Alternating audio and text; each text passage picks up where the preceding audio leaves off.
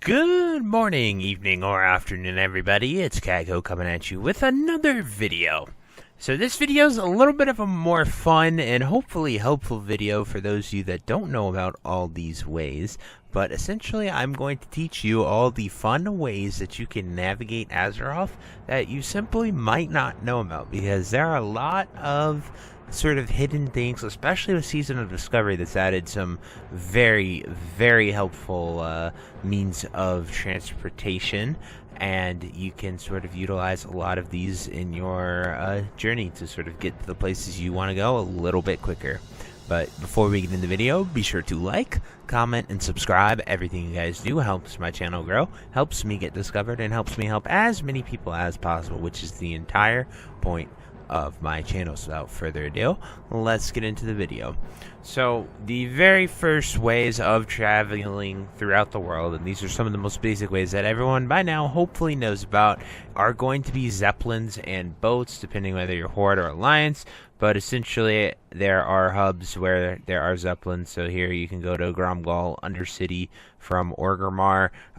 The Alliance have boats from the Menethil Harbor to the Night Elf area and Theramore, etc., and a lot of stuff like that. So zeppelins and boats, you probably know about these by now. The next very popular method is mage ports. A mage can teleport you to the 3 major cities once they're level 50. 40 is where they get 2 of them, but 50 is where they get the final city. For Horde, the final city is Thunderbluff at 50. For Alliance, I want to say it's Darnassus, but I'm not 100% sure on that. But mage ports, you guys probably have frequently used these as well. So enough with the traditional forms. I want to talk about those more sort of hidden forms that you might not be aware of, and that is going to be with engineering trinkets. So there are 2 trinkets that you can get, and they will teleport you to either Everlook or Gadget Sand. They require 285 engineering, and they require either Goblin engineering for the Everlook teleporter, or they require Gnomish engineering for the Gadget Sand teleporter. And these trinkets are bind when used, so I am not entirely sure if you can do the whole become a Gnomish engineer, equip it to yourself, and then it'll be bound to you. And then I don't know if you're able to use it if you were to drop your Gnomish engineering and then become a Goblin one. I have never gotten engineering to this degree to sort of try that or experiment it. So if someone in the chat or watching this video knows the answer to this, feel free to share it. It would be very, very helpful to know that, but I do not know if you could get both of them. But it could help you sort of decide what you want to do, because a very popular thing is to go Gnomish, learn all the one-off things and stuff that you can learn, because most of them you can use without being a Gnomish engineer. You just have to be a Gnomish engineer to make it originally, and then they will switch to a Goblin engineer to make their sappers and bombs and stuff, and then they can still have those one-off Gnomish pieces. Then next we have all of the new things that SOD has added to teleport to places. One of them with, everyone's favorite thing, incursions. You get friendly with the Emerald Wardens, which you can do pretty quickly.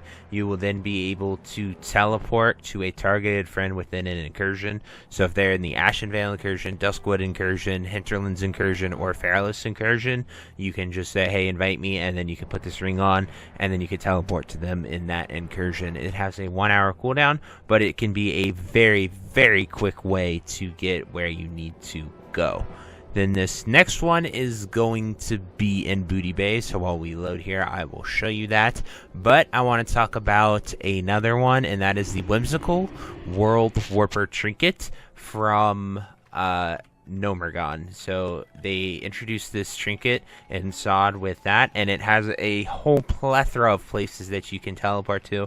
One of the coolest ones that you can go is Mount Hyjal, because I didn't know this actually, but Mount Hyjal is actually a completed zone here in Classic WoW. You just simply cannot get to it. Like, it has a bunch of textures, it has an area done, and with that Whimsical World Warper, you can teleport to a crater where Baron Geddon appears in Cataclysm, and you can you're just there and you can see it. You can't move or anything, and it stuns you and it teleports you out 10 seconds later.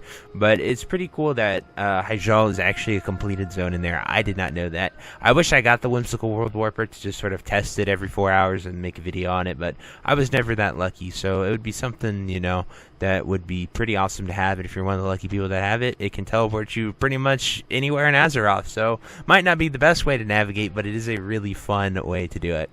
Then finally, what I wanted to show you guys here with Scooty is if you have done the Phase 2 Epic quest line, you are able to come here to him, and you can then right-click him and say, "Beam me up, Scooty." And this is a super fast way to teleport to Feralis. So you can come right here, and it teleports you to the lower wilds. So you're right next to Camp Mojave. This is great for any time you want to go to 1,000 Needles, Silithus, Ungoro, Tenaris, even Desolus. It's faster than going to Thunderbluff for the Horde. And as a mage, I use this teleporter all the time to get where I want to go. And then you can use it back to sort of just teleport you down right here. And then they have it right here to teleport you back up if you want to come back up. But there's no way to get back to Booty Bay. I believe they never did that part of it.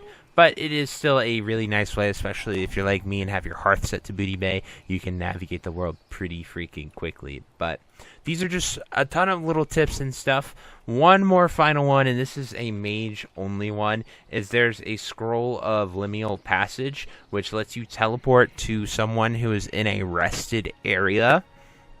And a little trick that you might not know is the sleeping bag is a rested area.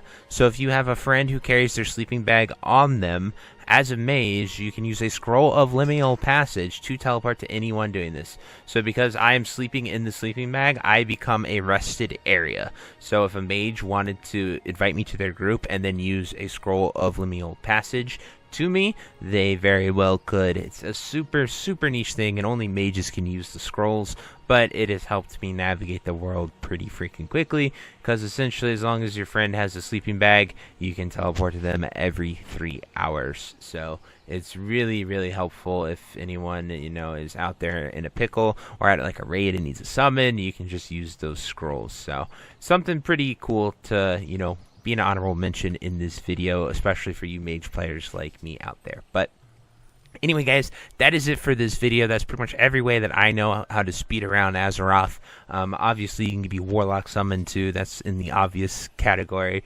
but that's a different story altogether. I truly hope you enjoyed this video. If there's anything you think I missed, let me know down below. And until next time, I'll see you later. Have a great day. Bye-bye.